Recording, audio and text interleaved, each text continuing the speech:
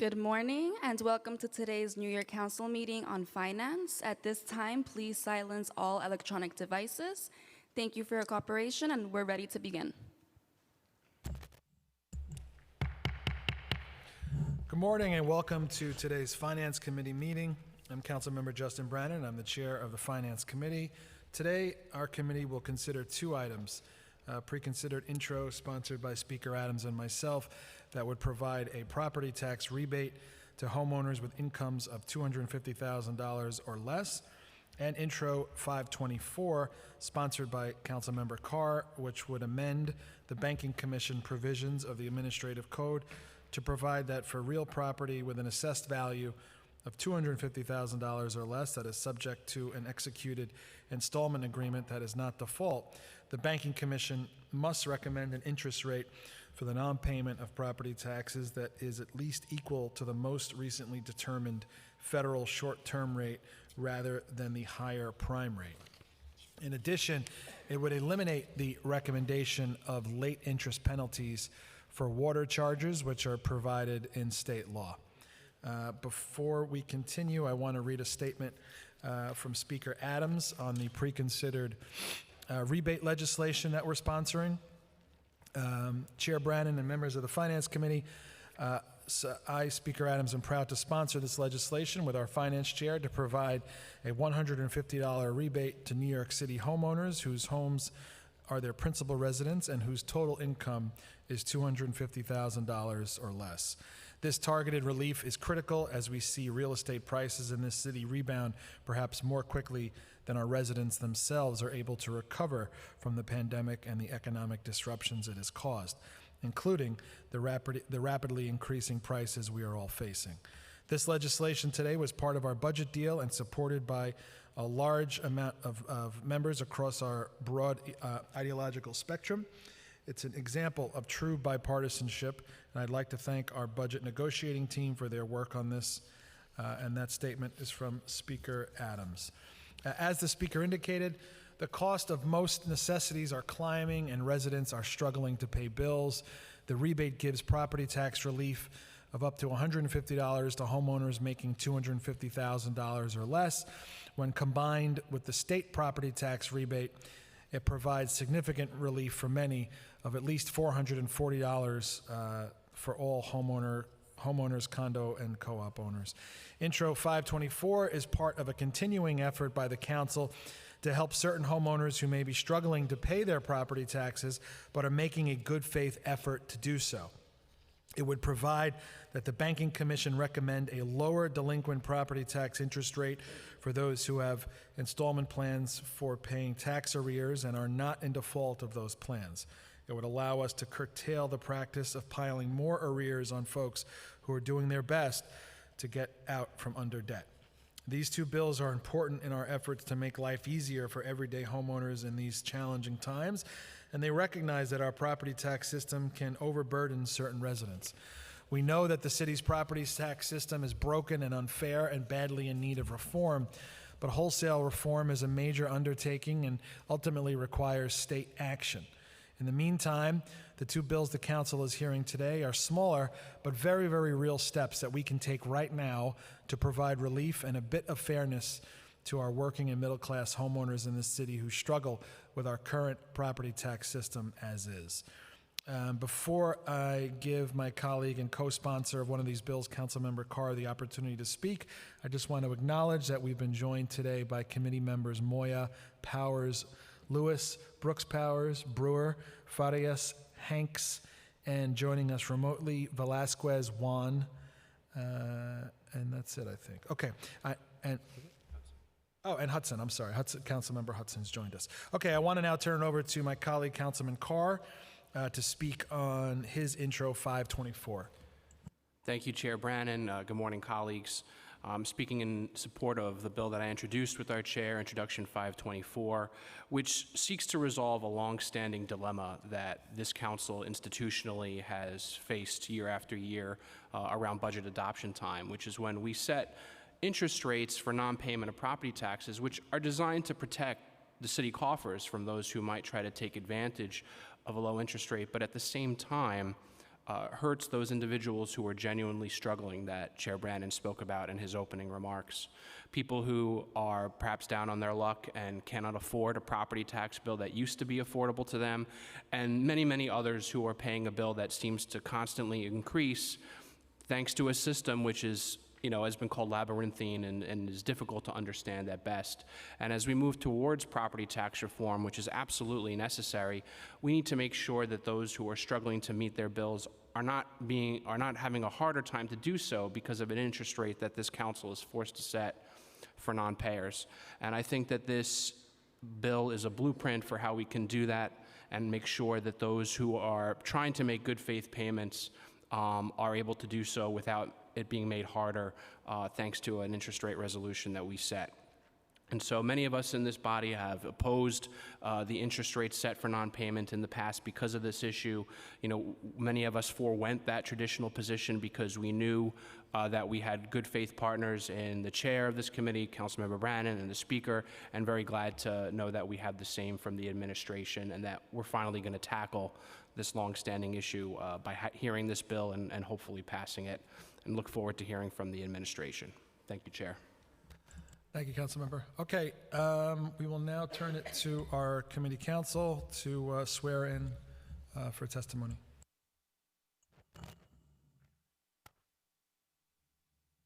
Fouad.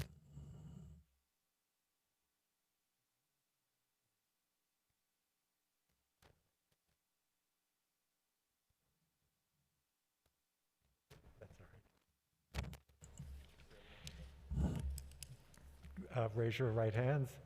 Do you swear that the testimony you're about to give is the truth, the whole truth, and nothing but the truth? I swear. Okay, you may begin. Thank you. Good morning, Chair Brannon and other members of the Finance Committee. My name is Jeffrey Shear, and I am the Deputy Commissioner of Treasury and Payment Services at the New York City Department of Finance. I am joined by my colleague, Mary Christine Jackman, the City Treasurer, and Jacqueline Gold, Assistant Commissioner for External Affairs.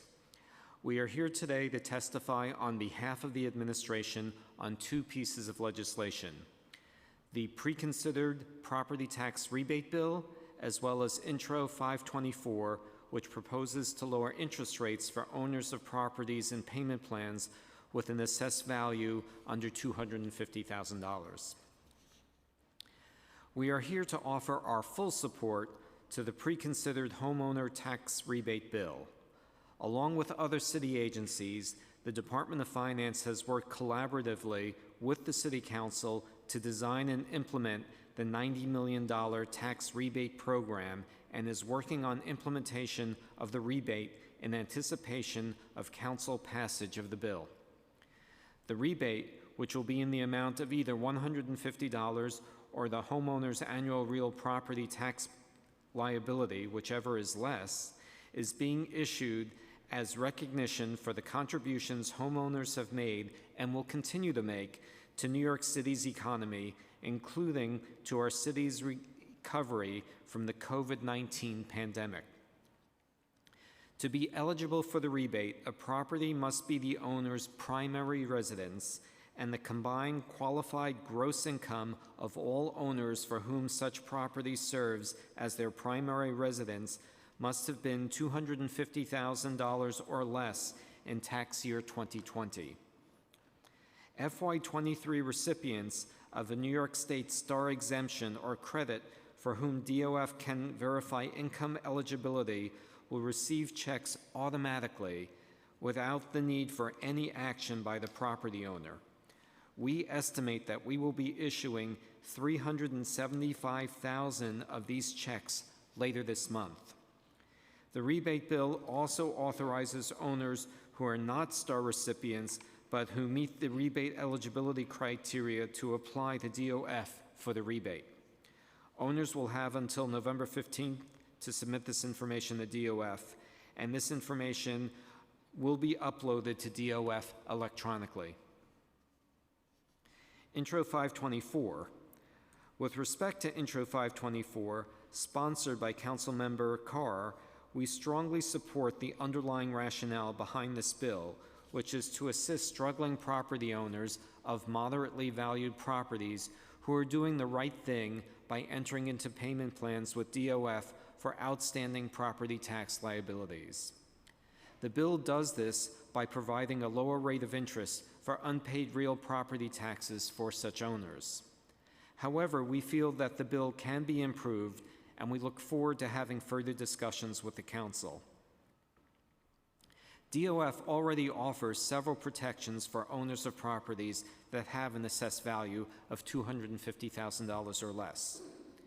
These owners receive a 15-day interest-free period after the due date to pay their taxes.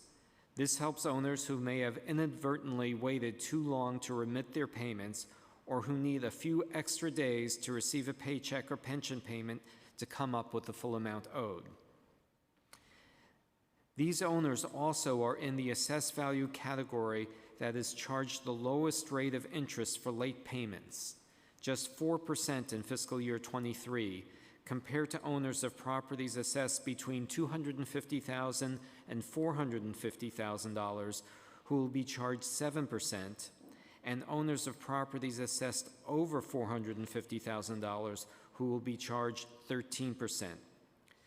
The 4% rate is significantly less than interest rates charged in other large cities such as Chicago, Illinois, Phoenix, Arizona, and San Diego, California, which charge set rates of 18%, 16%, and 18% respectively, and which do not charge lower rates for lower value properties.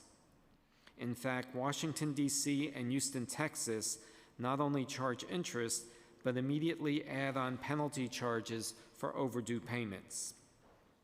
It's also worth noting that in fiscal year 22, the average late payment interest charge on properties with an assessed value below $250,000 was just $22.86.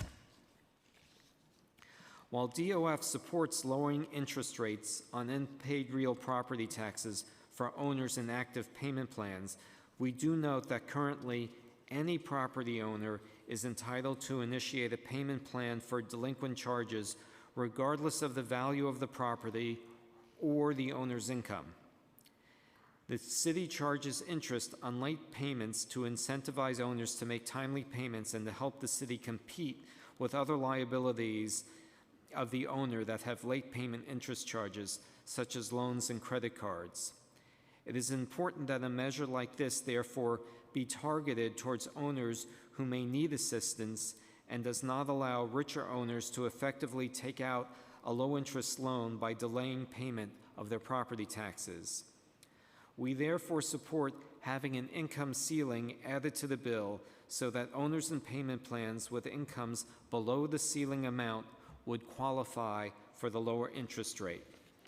We also believe the benefit should be available exclusively to resident owners.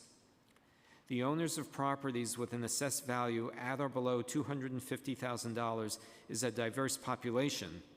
FY21 data indicates that 69% of these owners are primary residents, but that 31% of them are not. DOF also is concerned with the retroactive nature of the bill, which would make the lower interest rate effective as of January 1st, 2022. Property owners should know the interest rates that they would be charged in advance and not have changes made up or down after receiving property tax bills. If the lower interest rate is not made retroactive, Council Finance staff have asked if it can be in effect for a portion of FY23. The New York City Law Department is reviewing the proposal to make the bill take effect retroactively and the proposal to effect any changes to the interest rates previously set by the Council mid-year. DOF also is looking at whether its IT team can make programming changes to our property tax system to accommodate a mid-year change. We do know that whenever a change would be made to lower the interest rate for property owners in payment plans, that it will cost an estimated $100,000. This cost will be incorporated into the bill's fiscal impact statement at the appropriate time. This concludes my testimony, and I once again want to thank you for allowing us the opportunity to testify on both pieces of legislation. Mary Christine Jackman and Jacqueline Goad and I are available to answer any questions that you may have. Thank you. Just want to highlight and just put a finer point on some of the things you mentioned. So can you tell us how many payment plans Department of Finance that currently exists with Department of Finance? Yeah, put your mic on. There are currently approximately 3,300 payment plans that the Department of Finance has. 3,328. Okay. And this has come up before, but is there a way for you to, for Department of Finance to provide a breakdown by property types such as homes, condos, rentals, commercial? We do not have that data today, but we can provide it. The one data that we have on that is a breakdown by borough. So those 3,328 plans are spread across. Manhattan has 163. Bronx properties have 403. Brooklyn properties have 1,201. Queens properties have 1,321. And Staten Island properties have 240. So Queens has the most? Yes, it does. Okay. Yeah, it would be helpful for, I mean, even if it's just for internal use for members, but to have a breakdown by property type, and then if we can zoom in a bit on the borough breakdown to get a, you know, based on council district, that would be super helpful. And what is the total liability that's wrapped up in these payment plans? I don't have that figure, but we will get that to you. Okay. And do you have the median amount that a homeowner has in a payment plan? I do not. Okay. If you can get those two things to us, the total liability that's wrapped up in the plans and the median amount. Yes. And do you have a sense of what share of the payment plans out there might be eligible for these reduced interest rates that we're talking about today? I do not. We will get that to you. Okay, you got a lot of homework. Okay, let's talk about the cost of interest. So one of the points to consider when setting these interest rates for property owners is that we would be setting these rates in a fair and judicious manner. Our goal here should be to allow property owners as much flexibility as possible, obviously without jeopardizing the city's fiscal position. So it makes sense to set our interest rates in relation to the interest rates applicable to the city itself. So what is the city's current cost of borrowing?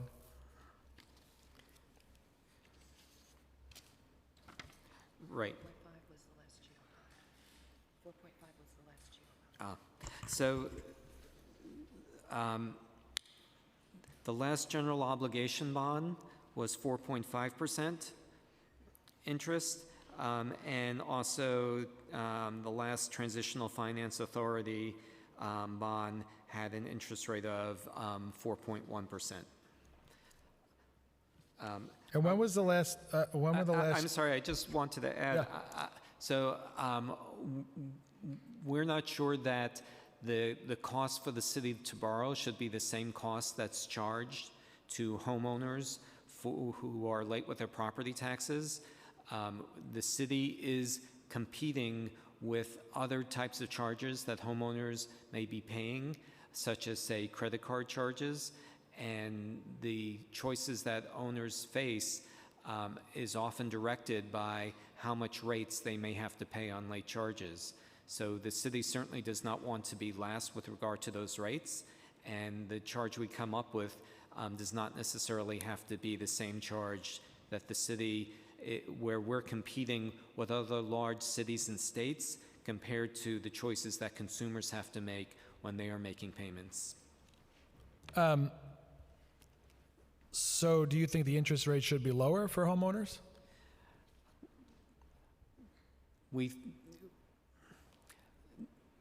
no, we do not think, well, we think we support the bill. We support having lower interest rate for owners and property tax plans. We do not think that what the city pays on its borrowing costs should be determining what individual property owners are paying for late payments. But do you think it's fair to say that the city earns more money right now when people pay late versus when they pay on time? Well, right now, for owners of properties under $250,000, the rates are very close to one another. So the city is, you asked about city financing. So the city is paying 4.5% on its bonds, but we don't think that the right policy is to align those two amounts. Do you believe that a lower interest rate will make it easier for homeowners to pay off their debts to the city? For owners who are struggling to pay and are trying to do the right thing, yes. Okay. I want to ask about the rebate. I think you said homeowners can expect these rebate checks later this month. Is that correct? The vast majority of eligible owners will get their checks later this month. Okay. We are estimating that 375,000 checks will be issued by the end of this month. These are for owners where we're able to verify their eligibility. So these owners do not have to do anything. They do not need to contact the Department of Finance. We are looking at New York State Star credit records and sending out those checks. So what, and how will it be delivered? What should people look for in the mail? Just a check from the city? The check is being mailed by a vendor working for the city. We are not putting any special note on the envelope. We don't want to signal to anyone, any bad actors, but it will be addressed to the names of registered property owners. And so one of the things we fought hard to include here is that for the first time, this rebate will be available to homeowners who owe money. So the idea is that the homeowners, instead of receiving a rebate check, will receive the value of the rebate as a credit. Will the credit be applied to those owners' accounts at the same time? How will that be done? Yes, so for those owners who were able to automatically verify eligibility, we will apply those credits to their accounts at about the same time that we issue the checks. And will they be given a separate notification that's been done? Yes. Okay. And one of the things we've been dealing with now as the state checks have gone out is explaining to folks who might not be currently signed up for STAR but are eligible and qualify. So for the city rebate, for people who do not automatically receive the rebate, is there an outreach campaign to tell folks to apply, and how's that going to work? Yes. So the first level is that we are going to be sending letters to people who we think may be eligible for the rebate. So that would include people who currently get STAR, but where we were not able to verify their eligibility. And that there also would be letters to people who are non-STAR owners who may be eligible. For example, owners who have the senior citizens homeowner exemption. Yep. And who do not have STAR would meet the residency and the income threshold, so they should be getting it. We would be sending them letters and encouraging to go to a website that we are setting up that will allow people to electronically give us the information needed to verify that they are eligible. There will be no need to send emails or send us PDFs. The information can be uploaded to our website. So that is the first level of the outreach campaign, but I'm going to pass the microphone over to my colleague Jackie Gold, who can talk about other outreach efforts that we'll have. Okay, thank you, Jeff.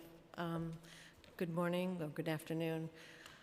So the Department of Finance has very robust outreach unit. Our Director of Outreach is here with us today, as is our Director of Constituent Services. And we have been working very closely with all of the council members. As the new council was seated, we sent out welcome packets to all of the members, and we have been reaching out to you personally or to your constituent service staff. And we've been walking them through the various programs that we have for homeowners, and we will continue to do that.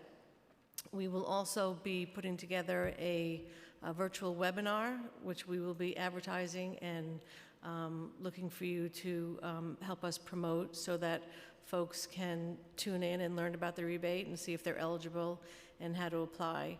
And we will also be obviously putting information on our website, and we'll be reaching out to our community partners and to our sister agencies and providing information.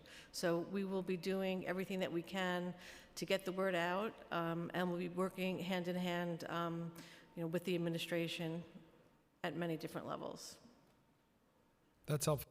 That's very helpful. I think typically someone gets a letter from DOF, it doesn't have a great feeling before you open it. But this way we're actually doing some good, and I think it's important that as many people not only take advantage of it, but are made aware that it's available to them. So, and that's a big push of this council. That if we're, and actually in this case, for the first time in 15 years, putting money back in people's hands, I think it's important that we do as much outreach as we can. So, Agreed. Yeah. Our goal is to ensure that every person who is eligible receives the rebate.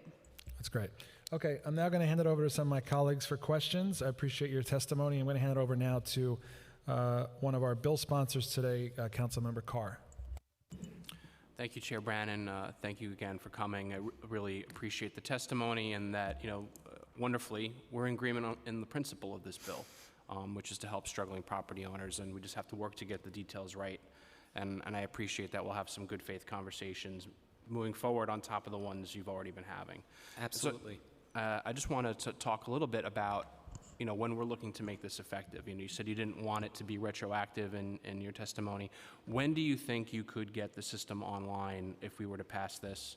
And so when could we start to bring in a new effective rate? Right. So that's a good question, Council Member. There are two factors that play into this. So the more important one regarding the timing is the legal factor. So we first require a review from the law department as to whether the rate set for fiscal year 23, which has already gone through the process that was alluded to earlier. So the Banking Commission made recommendations this past May, and then the council passed resolutions in June setting the rates for fiscal year 23. So the law department is looking to see whether that rate can be changed in the middle of the fiscal year. So we do not yet know the answer of their review, and obviously that's going to be a yes or no call. If it is legally permissible, we are looking at, on a parallel path, what we would have to do in terms of IT programming to have it available for some portion of the year. So you think that we could potentially have it, in the new calendar year when we're hitting the third quarter? Is that a possibility? I think if it's legally permissible, we likely could have it ready by the fourth quarter of the year. Because I think, many of us, made our vote on the interest rate adoption in the hope that we could change this in the midst of the fiscal year and provide, a lower rate for those who are going to enter into these agreements. And then to hear that possibly we can't even do that, and then even if we legally can, maybe logistically it's not possible. I think that would be a disappointment, because I think we want to try to bring relief as soon as possible. Understood. At this point, if it is legally permissible, we're looking at having it implemented by the fourth quarter. In terms of income eligibility, I think that you said you want to make sure that it's carved to those who most need it. What do you think is the appropriate income level for this? Because right now, we're not means testing the program in this draft.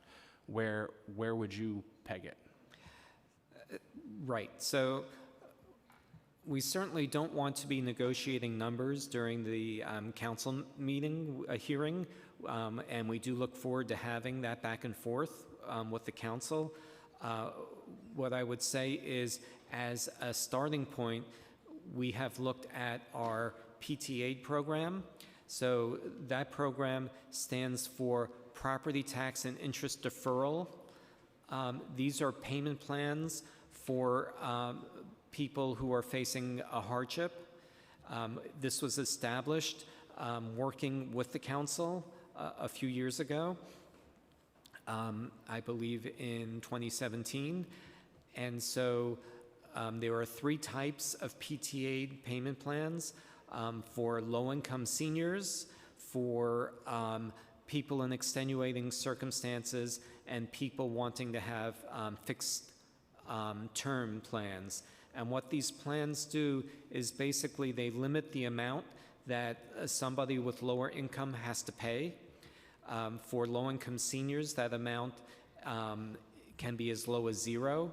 For the other 2 types of plans, the amount can be as low as 2% of their income or as high as 8% of their income. So using that as a benchmark, the income threshold for those plans is $86,400 a year.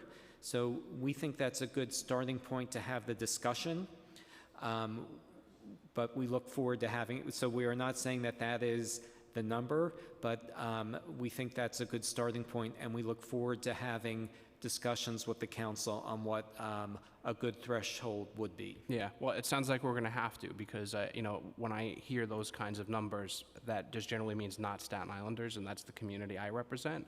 And it also means not civil servants. We have a lot of civil servants in the city who many of us in this body have taken pains to support over the years to get better pay, better benefits. And they could easily make a combined 6-figure income when you have a fire marshal married to a principal, teacher married to a police officer, et cetera.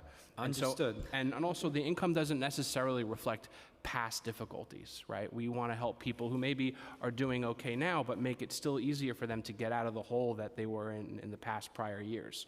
So income today doesn't necessarily reflect challenges of the past, particularly as we come out of this pandemic. And folks are, maybe getting back to their normal income levels compared to what they had to go through the last couple of years. So one thing I should, excuse me, one thing I should add is we also looked at income levels for resident owners of properties assessed under $250,000, and we looked at $100,000 of income as a round number near the 86,000 mark, and we found that slightly more than half of all of those homeowners throughout New York City, 54%, and I think the figure was 51% in Staten Island, make less than $100,000 a year. So again, we're not here to say that that is the figure.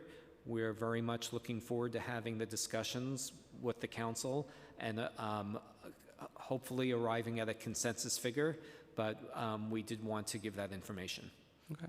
Well, I look forward to those continuing conversations, and I think we really need to try to do a little bit better on the start date potentially, because I think we want to bring this program online as soon as possible, and I think we need to and make sure that we're letting folks know that this is going to be an opportunity once we do adopt it. So I'm very concerned about the outreach component too. Do you have figures? I think it's been said at past committees on the payment program that we created related to COVID, where we provided a payment plan for property tax non-payment. Do you have the figure of those who entered into that at that time? Right. So I think what you're referring to weren't payment plans, but we gave people a period to have reduced interest rates for late payments for each of the last 2 fiscal years as a result of COVID. And so the number of participants for both were low. In the first year, it was there were 99 participants, and I believe for last year it was about 640 owners participated in that program. Okay. Well, we're definitely going to have to talk about the outreach component as we move forward to make sure that we're reaching folks, because I think a lot of times, we're an underused resource with agencies when it comes to getting the words out about great agency benefits that we partner with you to create. So definitely we need to get the details right on that. Absolutely. I can tell you that we're optimistic that we can reach consensus on the bill, and when a bill is passed and goes into effect, that we certainly intend to reach out to all owners in payment plans to advise them of the availability of the lower interest rate.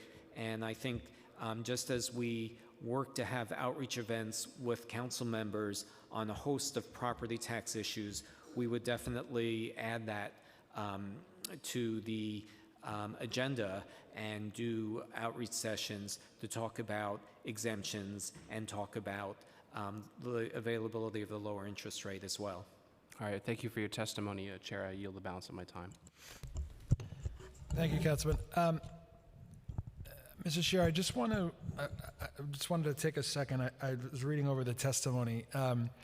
Something you said is in your testimony, it's important that a measure like this, therefore, be targeted towards owners who may need assistance and does not allow richer owners to effectively take out a low-interest loan by delaying the payment of their property taxes. I think it's a misnomer. Unfortunately, it's a misreading of how this bill would work, because when an owner delays payment, they have to pay the higher normal rate, right? It's only when they enter into a payment plan to pay off the debt and make the payments on time do they actually get the lower interest rate, correct? That is correct. That is correct. Of course, the timing comes into play. So someone who is being a bad actor could delay paying their quarterly or semi-annual amount and then ask for a payment plan shortly thereafter on that amount in order to get a lower interest rate. Okay, I see. But, I mean, do we have a number of folks? I mean, there's no way to know who's doing that, right? But I don't think there's going to be a mass amount of people trying to do that. We don't think it's a mass amount. We just think it's appropriate to target this aid to people who really need it. Yeah, agreed. Okay, I'm going to turn it now to Councilmember Brewer and then Councilmember Brooks Powers for questions. Thank you very much. I have a question because a lot of the co-op owners, I think, are older and they bought their co-ops a long time ago. Now they're on fixed incomes, et cetera.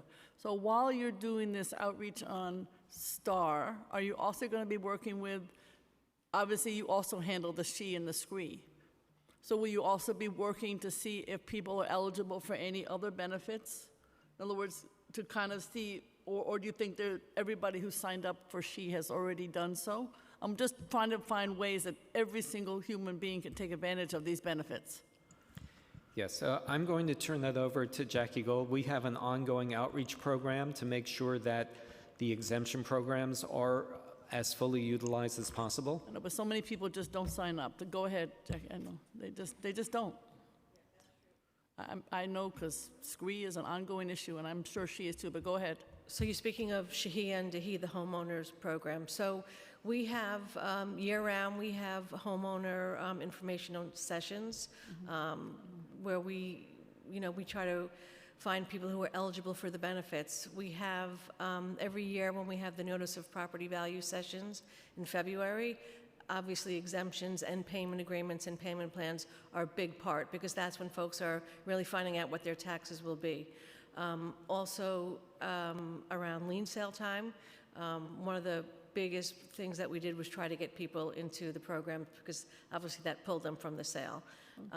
And also around July, when the first bills come out, whenever we're doing our outreach, which we do, every day of the year, we're sort of focusing on things that are, that are timely. Obviously, we very much value the partnership that we have with council. You know your constituents better than we do, and sometimes you have better ways of reaching them than we do. So, All right, I'm just trying to say that SCREE doesn't get to everybody, so I assume she doesn't either. But okay, we'll keep working at it. Second question. When you have the envelope going out, these envelopes have gone out in the past. I've been around long enough to have known of another rebate in the past. How many of them get thrown away? Do you have any sense? How long can the person, people will throw it away. They won't know that it's a rebate. Because I know you're afraid to put anything on the front like money enclosed. Because That's obviously, correct. I understand some thief will take it. I got it. But are you going to do some advertising that these checks are coming? People, the garbage you get in the mail that looks like a check, this will be similar, and it's going to go in the garbage. So I'm just wondering, how are you thinking about handling that? I mean, Yeah. is the mayor going to say this money's coming? Are you going to do something to say? We very much look forward to the passage of this bill and It'll pass, and then what? and enactment. We plan to publicize it. So I don't know whether, I can't answer whether the mayor personally Okay. is going to, but the administration definitely plans to publicize this and to tell people to expect these checks. Okay. And then why would somebody, I know you said that folks have not signed up for STAR. I get STAR, so I'm very familiar with it.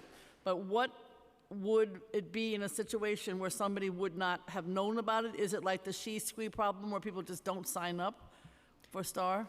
Yes. Same situation. Okay. And then the other issue I have quickly is, do you have some sense when we're talking about people who go into payment plans? I hate anybody who ends up, who's a homeowner, who ends up in a lien sale. We're all trying to stop that. It's a horrible to lose your home. Do you have some sense of how many people have participated in a payment plan who then don't make it and end up in a lien situation? Do you find out that the payment plan really works, that they do end up being able to keep their homes? Are there any statistics on that? No, I can try to get some statistics on that. Obviously, right, the authority for the lien sale has expired. We're not holding a lien sale this year. Right. We can look But it towards. could happen in the future. That's why I was concerned. Yep. We can, we do know from past lien sales that entering into a payment plan is a very common way for properties to be removed, properties that are in the at-risk pool from having their liens sold. So we do find that it's a very effective tool, and frankly, most of the applications for payment plans in the past have come in during the lien sale outreach period. Okay, that's it. All right. Thank you very much, Mr. Chair. Councilmember Brooks Powers? Thank you, Chair, and good morning. A couple of questions.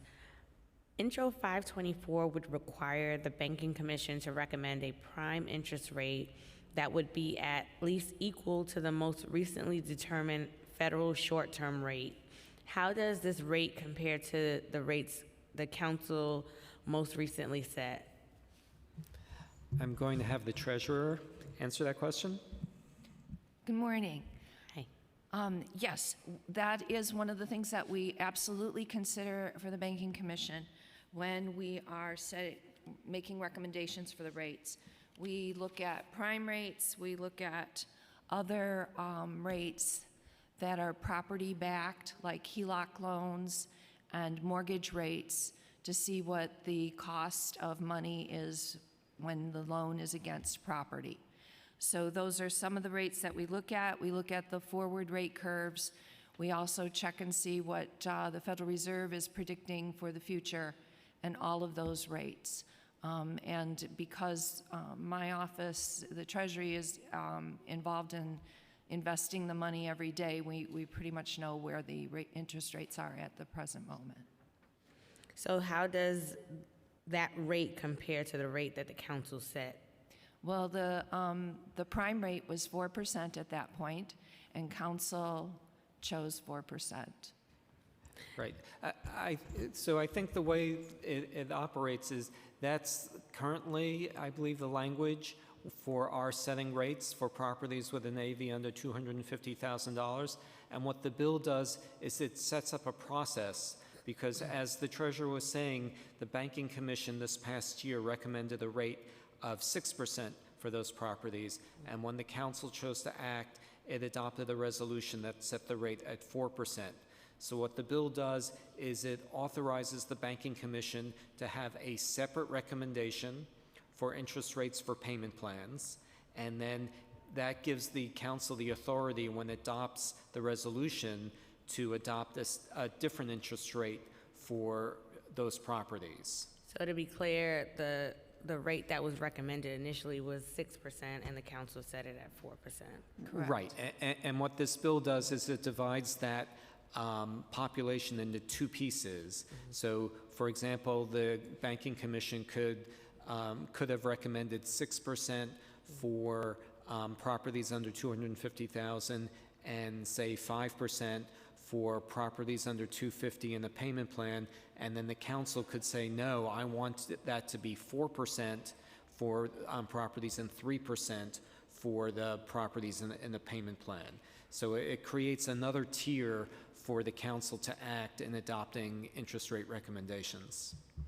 And then in terms of just going back to the outreach question and wanting to go a little bit further with it, how would the Department of Finance handle a situation where a homeowner was eligible for a lower interest rate but was not enrolled in one? So I know, like, you got two questions about it, but I just wanted to understand, like, what's in the toolbox to be able to get those folks. Yes. So the first tool would be that when this becomes law, we plan to communicate to everyone in the payment plan and let them know that if they are under whatever income ceiling that we agree upon, that they are eligible for the lower rate. We also would add that to all the information that we currently incorporate in our property tax outreach program. So we have outreach sessions when it comes to notices of property value. We run sessions with council members, and since some of the council members here are new to the council or maybe returning members to the council, so if you haven't participated, we will partner with a council member to do an outreach session in your district, because we acknowledge that you're able to do outreach to the public that we are not able to. So the outreach sessions are always better attended when we partner with you. So if we do an outreach session with you, we will make sure that that gets added to the agenda in addition to all the other issues that you might have. For example, ensuring higher participation rates for our exemption programs, which Councilmember Brewer talked about. It will be part of a full presentation of property tax engagement. So we definitely will plan to add that and to be proactive in letting the public know about the availability. And I just have two last questions. One, if a homeowner believes that they were mistakenly denied, what would the appeal process be? I'll have to get back to you on that. So there's not one established yet? No, I think that's something that we would have to have our attorneys review, because if we are able to make the criteria very simple, such as an income threshold, I don't know, hopefully it's a yes or no type of question, but we will review that with our attorneys in case there's disagreements about, say, income definitions, et cetera. And then the last question would be, what happens if a homeowner's income exceeds the threshold at some point after they've signed up? That's an excellent question, Councilmember. So I think when we work together to draft that bill, we have to address that situation. Thank you. You're welcome.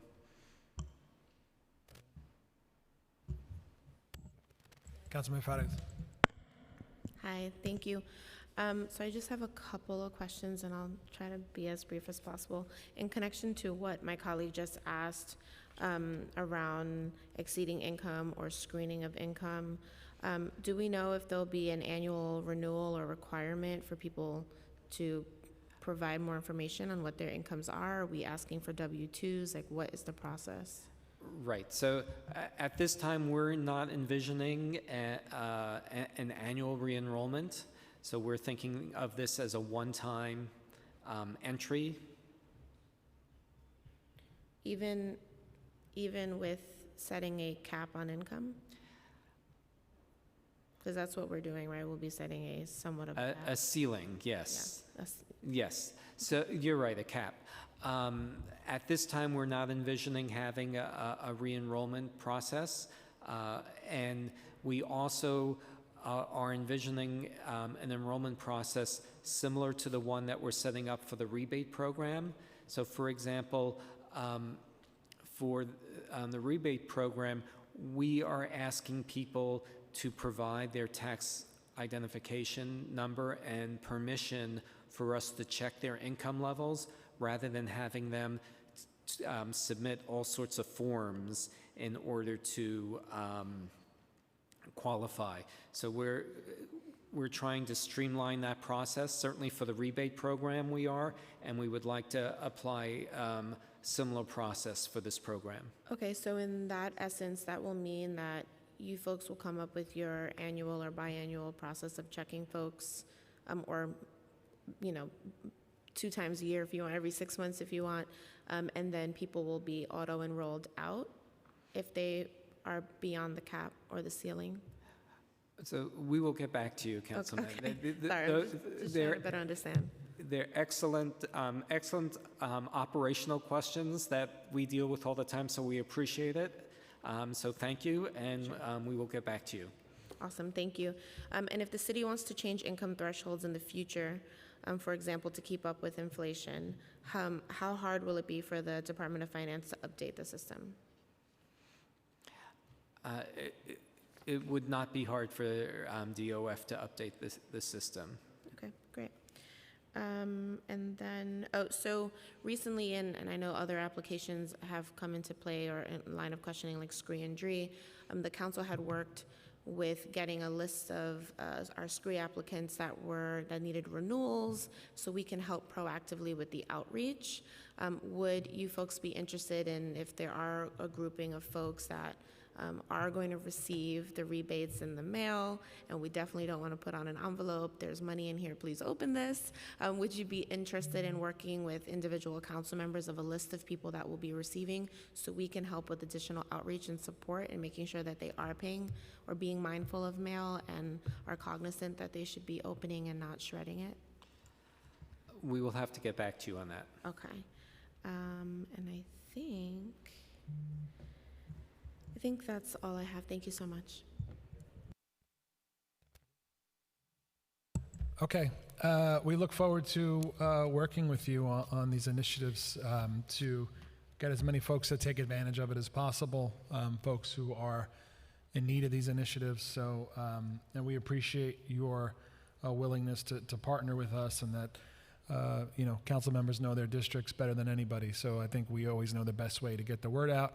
And we look forward to continuing this work together. So thank you so much. And with that, this hearing is adjourned.